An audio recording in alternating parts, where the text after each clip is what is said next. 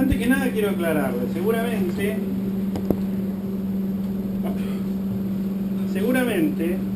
ustedes a esta altura, pasar primero, a esta altura deberán estar pensando, vamos a apagamos los colores del remosador. Ahí está. Ustedes a esta altura estarán pensando en qué me metí, por la cantidad de nombres y de cosas que les dicen, y el cerebro de ustedes trabaja. Lo que sí han mejorado su puntaje en palabras cruzadas en Scrabble, porque ahora saben más palabras que los demás no saben. Pero es muy importante que ustedes aprendan la nomenclatura de los barcos, porque en esta primera etapa, donde ustedes van a estar a cargo de una persona, esa persona les va a dar una instrucción, a veces tranquila, a veces necesariamente inmediata. Ustedes tienen que entender lo que les están diciendo. Desde babor y estribor, que ya produce resquemor al principio, imagínense que hablar de izquierda y derecha, con uno mirando de proa para popa y otro mirando de popa para proa, son dos cosas distintas. Por lo cual es indispensable en el barco todos hablar el mismo idioma. Dejo los insultos de lado. Así que no nos hemos metido en nada raro. Nosotros necesitamos tener un idioma en común. Y vamos a seguirnos machacando como esas profesoras de inglés malas, que te siguen hablando en inglés y vos la agarrás del cogote, decime lo que me estás diciendo, no entiendo nada más. Esto es exactamente igual.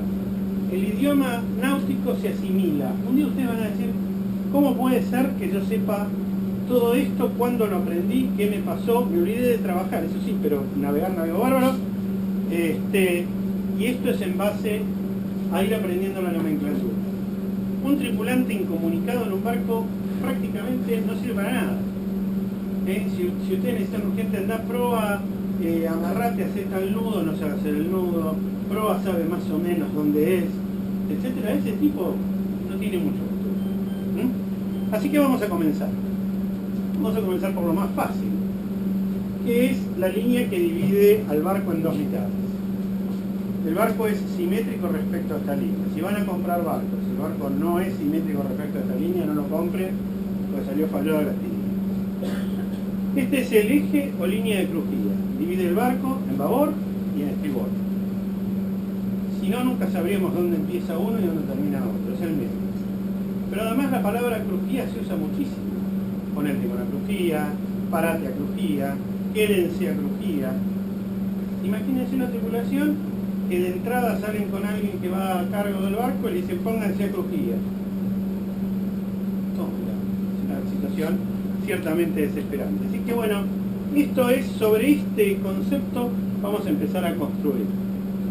Ese eje de crujía es el que divide babor de estribor.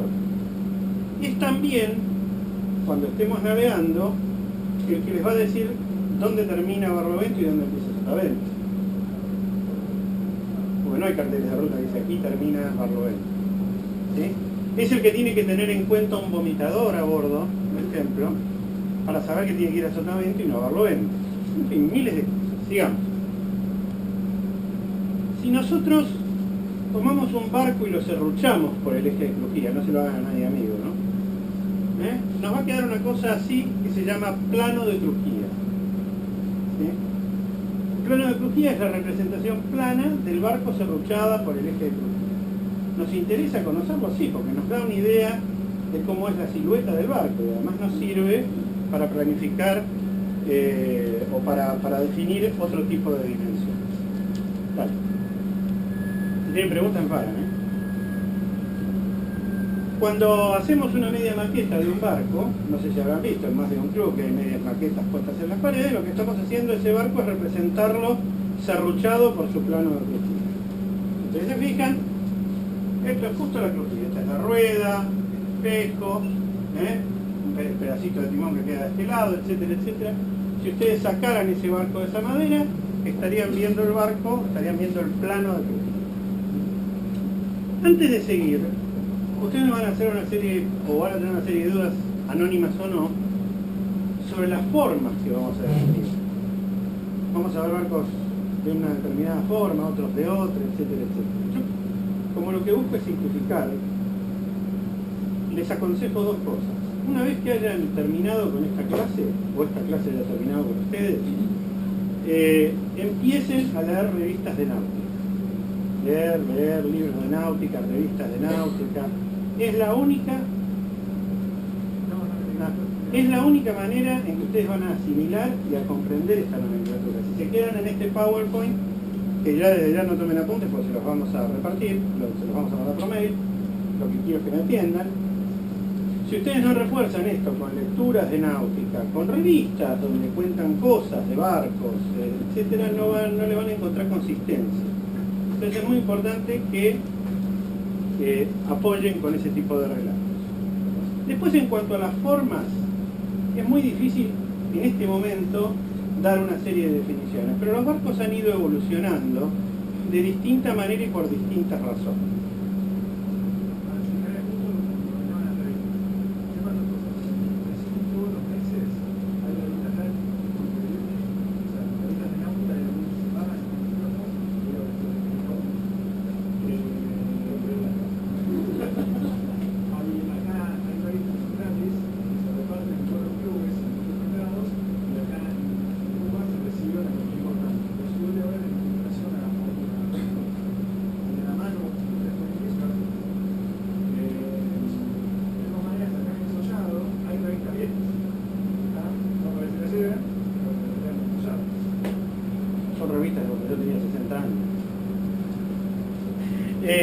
Bueno, entonces, ¿por qué evolucionan los barcos o cómo evolucionan los barcos?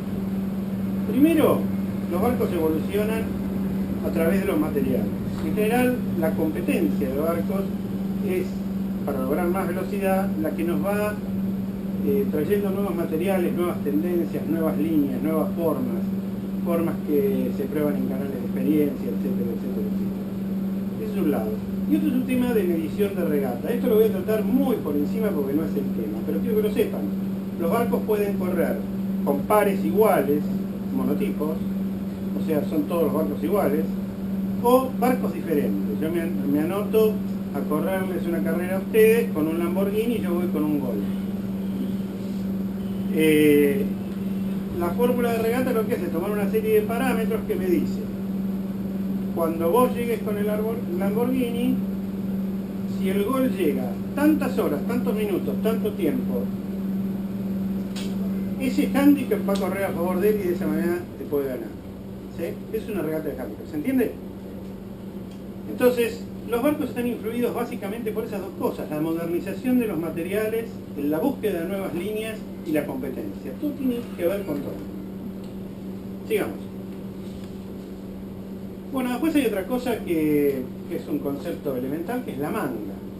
Pero no, digamos, la manga vista como una cosa genérica. Cuando ustedes me dicen, me compré un barco. ¿Así? ¿Qué manga tiene? 4,50 metros. Bueno, ustedes me están, si no me hacen ninguna aclaración, me están hablando de la manga máxima del barco. Porque en realidad el barco, si yo trazo el eje de crujía y perpendicularmente voy trazando líneas, tiene distintas mangas según el lugar donde yo esté parado. Pero los barcos se definen por eslora, largo y manga, en términos generales, como para tener una idea espacial de qué tamaño tiene el barco. ¿Sí? Sigamos. Bueno, si después del primer amigo que le serruchamos el barco conseguimos a otro, y serruchamos el barco en donde está la manga máxima, nos vamos a encontrar con una cosa que se llama sección maestra. La sección maestra de un barco es el plano, es el barco visto en forma de plano, igual que hicimos longitudinalmente ahora con la manga máxima, y ver la sección maestra me va a permitir, lo van a ver dentro de unos segundos, definir la forma del casco que tiene el barco. Es la única forma que tengo, porque si yo trato de mirar el barco de otra manera, nunca voy a poder pescar en realidad cuál es la forma predominante en la manga máxima. ¿Sí? ¿Preguntas? ¿Nada? Sigamos. Bueno, y entonces ahí salen una serie de definiciones. Uno de ellos es cuando decimos que un barco es mangudo. Un barco es mangudo cuando la relación es lora-manga. La manga es importante, digamos, al dividir una por la otra. Fíjense ustedes qué manga tiene, cómo se nota, lo estamos mirando casi de proa, es como si estuviéramos viendo la sección maestra del barco. ¿Qué relación manga-eslora tiene ese barco comparado con este otro más antiguo, que es un barco afinado, en donde la relación eslora-manga es totalmente diferente? Y acá un poco vuelvo a lo que les explicaba. ¿Por qué ese es así y ese es así? Bueno, por evolución, por teoría de navegación, porque en una época cuando se hicieron esos barcos se consideraba que al escorar se aumentaba la eslora sobre el agua y se podía hacer mejor velocidad relativa. Un montón de cosas que no vienen al caso. Aquí se especula más con liviandad de materiales, posibilidad de planeo, etcétera, etcétera, etcétera. En proporción, este viejo barco de madera pesa mucho más que este que está acá. En proporción, no es que pese menos. Y después hay algunos barcos que este es el famoso matrero, espero que nunca todavía les diga no puedo frenarlo, que es una regata, que no tiene la manga máxima a la altura de la cubierta. O sea que si ustedes lo miran, el barco es en realidad como si fuera una copa. O sea que la manga máxima no está en la cubierta arriba, miren mis manos, sino que está en esas especies de paperas que tiene el casco más abajo, ¿sí? Pero ahí está la manga máxima, ¿sí? Son distintas épocas. Esta es una serie métrica del principio del siglo y este es un barco para una fórmula que se llamó Yor, que se usaba en esa época, los barcos con la manga máxima baja para darle resistencia a la escora y mejorar la medición. Sigamos. ¿Fue rápido? Acabamos muy bien. Después hay una cosa muy importante que ustedes tienen que tener en cuenta, sobre todo cuando están con su instructor navegando, que es que el barco está dividido en 3 tercios. Amura, través y aleta. Ese amura no tiene nada que ver con estar amurado a. Las amuras de un barco es el primer tercio del barco, el través del barco es el tercio del medio, y las aletas del barco son los tercios de donde el casco finalmente cierra, en donde está el espejo. ¿Qué sentido tiene esto? Bueno, por ejemplo, a ver, un diálogo. ¿Viste el buque? No, es el que se nos viene por el través ya. Mira así el tipo y se da cuenta de la proa, se trata de agarrar, sube por las escalinatas, etc. Es un referente para saber dónde estamos mirando. Cuando en la Segunda Guerra Mundial entrenaban a los pilotos, que había que sacar un piloto por minuto, no uno por minuto, pero había que sacarlos rápido, se usaba la regla del reloj. Ustedes habrán visto en las películas que dice enemigos a la 1. Bueno, eso es para comparar un reloj con las 12 para adelante y tener una idea referencial de dónde están las cosas. La idea referencial clásica, náutica, y la que nos corresponde en los barcos es esta. Alguien que le dice, ¿viste la boya esa? ¿Dónde? Por la aleta de babor. Entonces ustedes saben para dónde mirar, porque si no, es imposible. Además las aletas sirven para definir situaciones de derecho de paso, de alcanzante, alcanzado, etcétera, que ya lo van a estudiar con detenimiento. ¿Preguntas?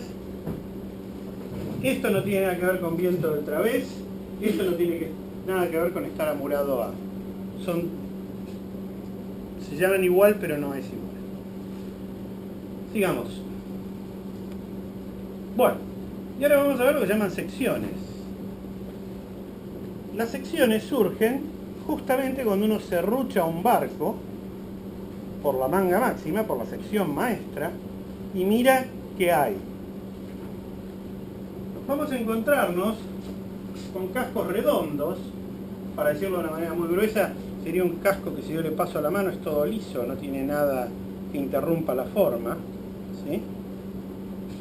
Vamos a encontrarnos cascos en B, en los cuales hay una arista que se llama cantonera, y el fondo del casco tiene forma de B corta. Esto tuvo mucho auge en la época de la construcción de madera porque es más sencillo construir un barco con esta geometría que redondo, porque a veces los carpinteros improvisados les salía los barcos asimétricos, porque le tenían que poner manijas y cajón y venderlo como una cómoda, porque no servían para nada. Esto es mucho más fácil de construir. Cascos hidrocónicos o facetados, ¿conocen algo de esto? ¿Han visto algún barco de estos cerca de ustedes cuando navegan? ¿No? Bueno, ahora bueno. Que tiene más de una cantonera. No, no, el cubanito tiene casco redondo. Que tiene más de una cantonera por banda. Y bueno, ahora viene la foto. Y después están los cascos planos, que son aquellos en los cuales el casco se mete menos en el agua, es más chato, ¿sí?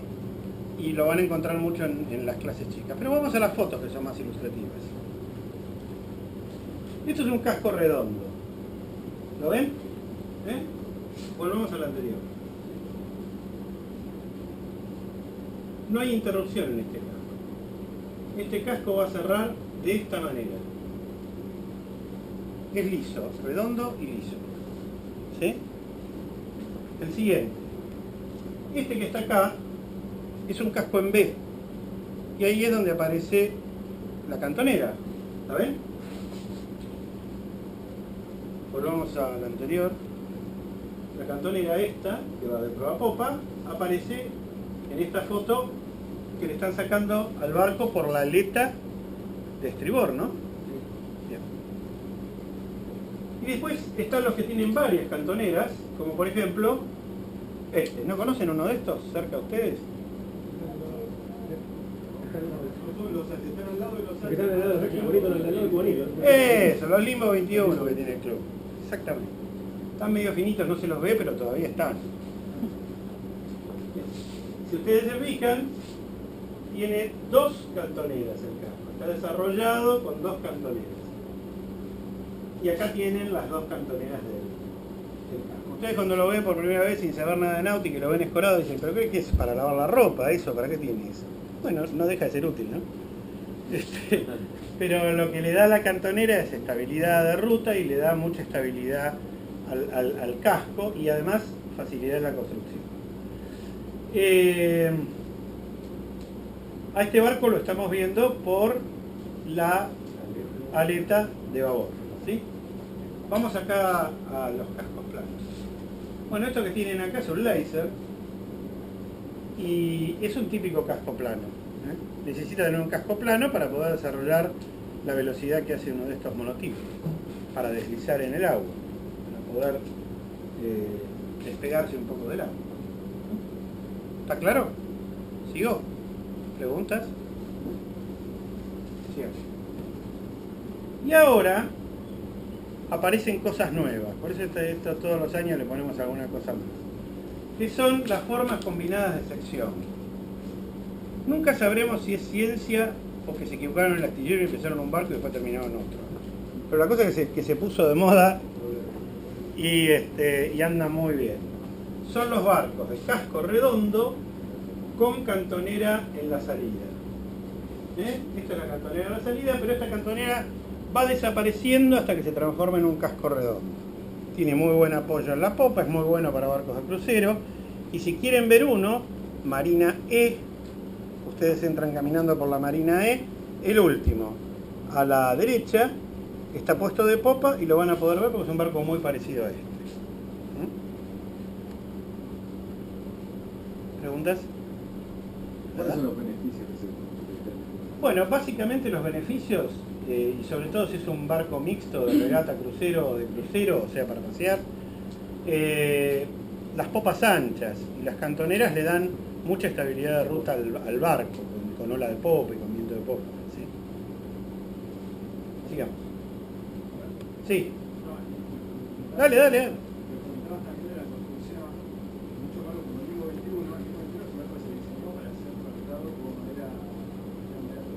Claro. Entonces, las cantoneras, o sea, eran porque el barco estaba pensado con tablas de madera, laminadas, con las cantoneras lo podían hacer, porque madera mía no, madera Terciada. Pero no hubieran podido hacer un barco redondo. Para los ingenieros, arquitectos y técnicos, es un barco desarrollable en el plano, el hidropónico. Lo loco es que los Limbo 21 hoy por hoy son de plano. Exactamente. El diseñador, si hubiera sabido Yo conozco un diseñador que redondeó un Limbo y sacó otro barco. Conocido diseñador de la Loa 22, pero no voy a decir quién es. Bueno. Y esto que vamos a ver ahora está referido a la eslora. Hay 1000 maneras de medir la eslora, pero hay dos básicas. La eslora en flotación, vamos a dar contenidos muy sencillos para no complicar, que es en los dos extremos donde el barco toca el agua y se anota internacionalmente LWL, porque es la longitud en la línea de flotación, y la eslora encubierta, no encubierta, encubierta, se anota LOA. Esto nos da una idea de un barco. Fíjense todas las cosas que hasta acá llegamos, ¿no es cierto? A ver, supónganse que yo me encuentro con ustedes, les digo, estoy feliz, me compré un barco, ¿sí? ¿Qué tal? ¿Qué manga tiene? 1,20. ¿Y qué eslora? 13 metros. Lo cagaron al gordo. Vendieron el canoe. ¿Y qué eslora en flotación tiene? 3 metros. Y en cubierta, 12 metros 56. Desastre. Ya ven el adefesio apareciendo en su mente. La mente empieza a fabricar ese barco con muy pocas palabras, empiezan a darse cuenta cómo es el barco. Bien, sigamos. Bueno, vamos a ver el tema de los lanzamientos, no de los que vomitan, ¿no? Porque ese es todo otro tema. Por ejemplo, esta es una proa muy lanzada, es un clase J, es el Hanuman, es una reconstrucción de un clase J, que eran unos barcos que se usaban en la década del 30 para correr un match race en la Copa América. Tuve la suerte de estar al lado en Newport y no podía agarrar la cámara de fotos de la emoción, porque son 42 metros de eslora, 60 millones de pares de crucetas y 32 millones de marineros, porque cuando llegaste a esa altura los marineros los vas a comprar a varón. Fíjense ustedes, en este barco de 42 metros 10, la eslora en flotación es 27 metros 68. O sea, se le van 14 metros 42 en lanzamientos. Por esa teoría de esa época de que escorando el barco, medían el barco derecho con la eslora en flotación correcta, pero después al escorar aumentaban el apoyo en el agua y aumentaban la velocidad. Esa es la teoría de los muchachos de la década del 30.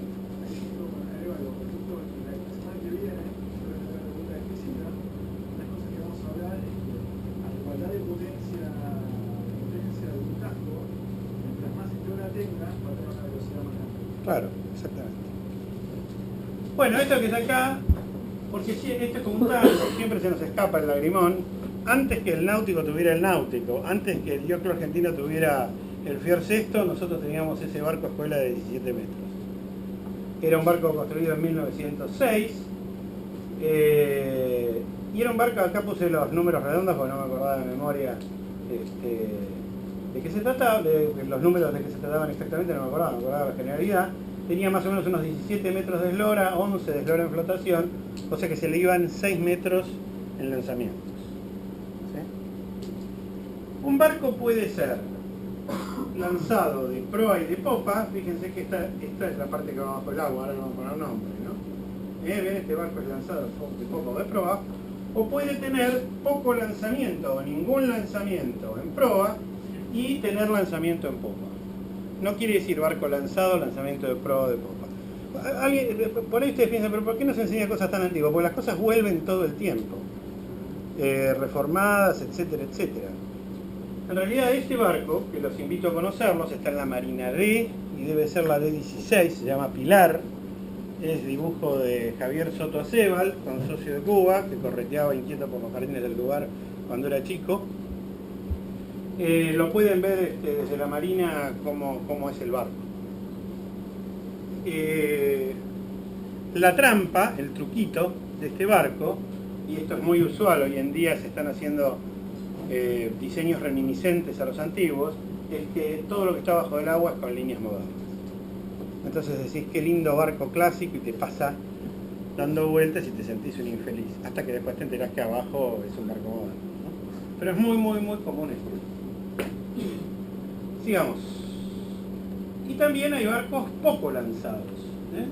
Por ejemplo, este Pandora 31 no es un barco con muchos lanzamientos. Fíjense ustedes que no se le va la enormidad de metros en lanzamiento que se les iba a los otros barcos. Y después hay un barco que están fabricando en Rosario, que es el 22, que lo que tiene es una roda invertida. Salame. La roda, ¿saben lo que es la roda? Es con lo que le pegan a ustedes cuando llegan a la tierra. Le pegamos todo. La roda es el filo de la proa de un barco. Donde se juntan las dos bandas así, la parte filosa, el filo, el frente, la proa propiamente dicho, se llama roda. Es un nombre que le viene de la construcción de madera. Ahora estamos definiendo una parte externa del barco. Antes era una madera en la época de los barcos. Bueno, y este barco lo que tiene es roda invertida, porque si se fijan, comparando con esta línea, la roda se revierte, está diseñada para atrás. Estos son todos temas de medición. O porque al arquitecto le encantó hacer una cosa distinta, al arquitecto naval. Habría que verlo. No sé cómo mide este barco. ¿Están corriendo? Están corriendo. Lo que pasa es que hay varios sistemas de medición para entregar. Una medición es el cambio. Por ejemplo, todo lo que tiene otro sirve para comprar algo distinto. Igual, algunos sistemas de medición que no estudian y otros vienen muy mal. En función de eso eligen cargar la forma. Ese no. Lo que me había pasado con sí, habría que ver si la roda invertida es un factor realmente de ventaja o es para decir soy distinto, soy batimóvil, estoy tuneado. Habría que verlo finito. Vamos, sigamos. Bueno, después hay dos definiciones que ustedes tienen que saber, son cosas comunes y que se usan habitualmente. Una es el francobordo, que es la altura del casco respecto del agua. ¿Sí? Y otro, la diferencia entre obra muerta y obra viva. Obra viva es lo que está bajo el agua y obra muerta es lo que está arriba del agua. Si se produce un orificio en el casco, todo es obra viva, a los pocos minutos. No, fuera de broma. La obra muerta es todo lo que está por arriba de la línea de flotación. Entonces, más de una vez van a escuchar que un tipo dice, no, el otro día estábamos corriendo una regata, se me vino un barco encima, me hizo un agujero en el casco. La pregunta inmediata va a ser, ¿en la obra viva o en la obra muerta? Bueno, es lo mismo que te agarren con el barco escorado, con la parte que va abajo del agua, y que después se adriza y se vuelve al fondo, a que sea arriba. Entonces, por esa razón es que existe esta división entre obra viva y obra muerta, y particularmente también el tema del francobordo. Ustedes fíjense que si ustedes están navegando en un barco en el Río de la Plata, el barco va a flotar de una manera. Basta que vayan a Punta del Este con agua salada y el barco va a flotar más. Con lo cual va a aumentar el francobordo del barco. Y va a disminuir un pedacito la parte de obra viva. Generalmente los barcos tienen pintada una línea de flotación. Es referencial. Después uno le pone tantas cosas arriba del barco que la línea de flotación se va desvirtuando. O en el astillero pensaron que iba a flotar de una manera y flota de otra, y entonces queda un poquito torcida. Lo referencial es la marquita que va quedando después de estar un tiempo en el agua, y ahí se ve bien dónde está la obra viva y dónde está la obra muerta. Los diseñadores sufren mucho con este tema. Ojo que en un barco de regata, botar un barco de regatas y que haya un error entre obra viva y obra muerta y les quede un barco apoyado de popa que genere vórtice en el agua, es dramático. Así que es un tema delicado y que hay que saberlo hacer, y lo tiene que saber hacer el diseñador. Y rezan bastante la noche antes de la botadura. Sigamos. Bueno, ahora vamos a ver algunas cositas. Yo recién les expliqué lo que era el francobordo. Ahora volvamos al francobordo. Yo les dije que era la altura del casco y la cubierta. Entre la cubierta y el agua, perdón. Pero esto no necesariamente tiene que ser así, porque esto sería si la cubierta fuera recta y estuviera perfectamente paralela al agua. Los barcos a veces tienen una curvatura para un lado o para el otro, ahora vamos a ver, que se llama arrufo. ¿Sí? Una curvatura que se llama arrufo. Entonces, vamos a la del horizonte. Este barco, por ejemplo, es un barco clásico, con líneas clásicas y tiene rufo. La cubierta no es recta, la cubierta es así. El origen de la rufo en realidad viene de la vieja tradición marinera de los barcos de pesca, de poder levantar las redes por la popa para tenerlas más cerca. Estoy hablando de cosas ancestrales, no se asusten. Nadie los va a hacer pescar, y menos en el río. Pero este es un barco con arrufo. Y después, en el sentido de la sección maestra, también algunos barcos tienen curvatura. Y esa curvatura se llama boleo. ¿Sí? Esto que está acá. ¿Para qué les parece que puede servir que un barco tenga un poquito de boleo? ¿Eh? Para que escurra el agua. ¿Qué más? Algo más. Algo más sencillo. Exactamente. Más habitabilidad. ¿Eh?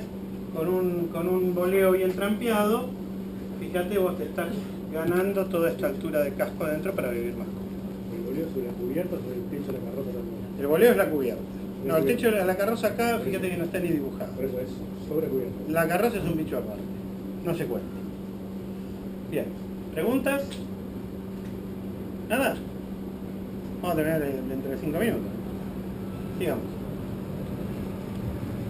Bueno, este es un bramador 24 y este diseño tiene arrufo invertido. ¿Ven que es al revés? Puede ser por temas de medición, por temas de comodidad del barco, por lo que fuera, pero la característica de ese barco es que tiene arrufo invertido. Si ustedes me dicen, me compré uno de estos barcos y me dicen cómo es, yo les digo, tiene arrufo invertido. Ya ustedes inmediatamente saben que la cubierta, que el bramador este 24 tiene la cubierta así.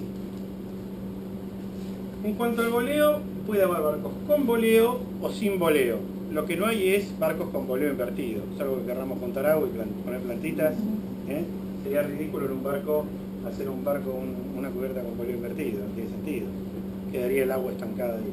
Así que en cuanto al boleo, es o boleo recto o algún tipo de curvatura en el boleo. ¿Sí? Sigamos. Bueno, después acá vienen dos definiciones que es importante diferenciar, que es la diferencia entre puntal y altura interior. El puntal es el alto de la sección medida desde adentro. Yo lo tiro así y después lo desmenuzamos.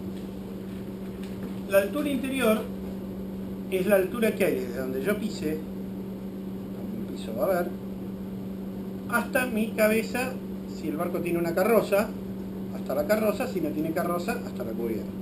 Son dos cosas diferentes. El puntal es la altura de la sección. ¿Lo ven marcado ahí? Cuando se mide el puntal, no se toma en consideración la carroza. Fíjense que acá yo lo estoy marcando en este barco. El puntal, la carroza que la sacaron para reparar el barco, el puntal para acá, está la cubierta. Este es el puntal de este barco. Desde el piso, desde el fondo, hasta la cubierta. ¿Es una medida interior? ¿Es una medida interior? Es una medida del barco. ¿Se mide por adentro del barco o se mide por afuera? No, lo medís por adentro del barco, es una medida interior. ¿Qué iba a decir? ¿Qué es lo que hace tan diferente esto a veces? Bueno, que los astilleros a una determinada altura acá ponen un piso. Porque imagínense lo que es encima de moverse navegando, caminar entre todas estas cosas, ¿no? Bien. Ese es un piso que va a dejar un hueco, que puede ser chiquito, grande, lo que corresponda al diseño, que es lo que se llama la sentina del barco. ¿Sí? Los barcos modernos casi no tienen sentina. En los barcos modernos las sentinas son nada. Es el moldeado del interior y el casco prácticamente sin diferencia de espacio. Pero los barcos más antiguos, si uno levanta el piso, ahí se encuentra con la sentina. Es el primer lugar donde se deposita el agua cuando entra.